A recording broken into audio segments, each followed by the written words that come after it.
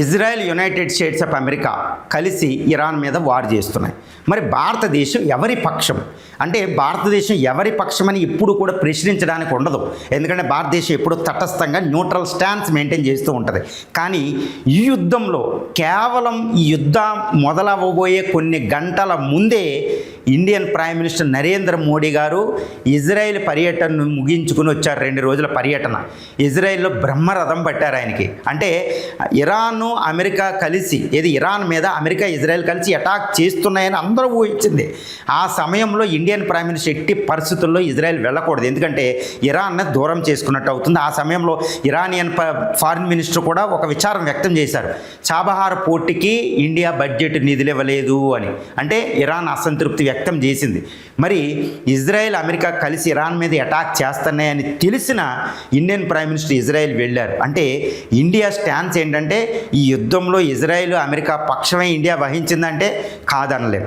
ఎందుకంటే ఇరాన్ చాలా బలహీనంగా ఉంది కాబట్టి అమెరికా ఇజ్రాయెల్ తట్టుకుని నిలబడి ఇరాన్ గెలిచే పరిస్థితి ఒకటి లేదు. ఒకవేళ అలా జరిగినా ఇరాన్ వెనకాల చాలా క్లియర్గా చైనా ఉంది. ఇరాన్ గెలవడం అంటే చైనా గెలుపు భారత్కి కష్టకాలం. ఎందుకంటే ఇరాన్ సప్లై ఎక్కువ ఆయిల్ సప్లై చైనాకు చేస్తుంది. ఇరాన్ ఏంటంటే ఎక్కువగా చైనా ఆయుధాల మీద ఆధారపడుతుంది. దానికి ఒక ప్రాక్సీగా తయారైపోయింది.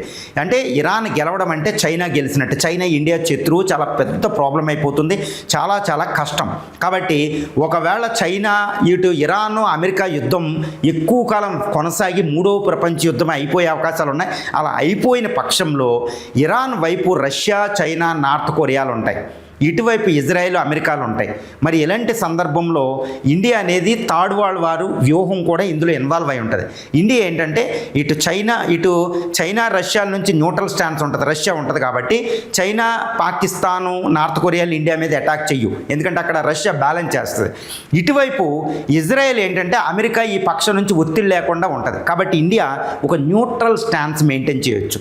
కాబట్టి ఇండియా ఇప్పుడు ఇజ్రాయెల్, అమెరికాలతో సమాన దూరం ఉండి చైనా, రష్యాలతో సమాన దూరం ఉందని చెప్పొచ్చు. కానీ ఇరాన్, అమెరికాల మధ్యలోనే యుద్ధం ముగిసిపోతే ఇరాన్ ఓడిపోవడం అనేది కరెక్ట్ అవుతుంది. కేవలం ఇరాన్ ఓడిపోయినా ఇరాన్లో ప్రభుత్వం మార్పొచ్చు.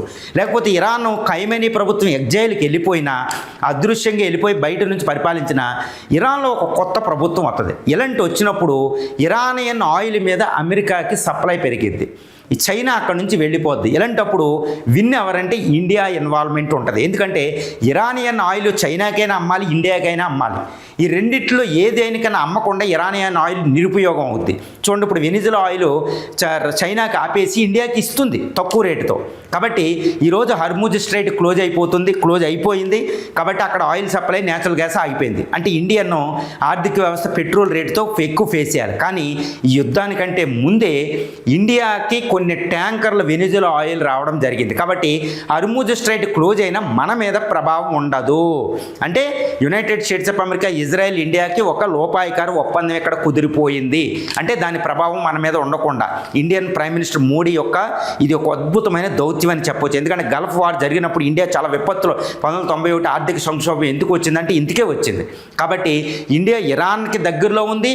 కాకపోతే అమెరికా, ఇజ్రాయెల్ వైపు ఎక్కువగా మొగ్గు చూపుతుంది. ఎందుకంటే ఇరాన్ వైపు చైనా, రష్యాలు రాకపోతే 3వ ప్రపంచ యుద్ధం అవ్వకపోతే ఇరాన్ ఓడిపోతుంది, ప్రభుత్వమైనా చేంజ్ అవుతుంది. ఆ టైంలో ఇరాన్లో ఉన్న ఆయిల్ వీటిని మార్కెట్ని మనం చైనా బదులు చేజిక్కించుకోగలుగుతాం. అంతేకాని ఇరాన్ గెలుపు వైపు మనం ఉండగలిగితే, చైనా విన్ అవుతే ఇరాన్ గెలిచినా మనకి ఏమీ ఉండదు. ఇది ఒక అద్భుతమైన ఫారిన్ పాలసీ అని అయితే నేను చెప్తాను.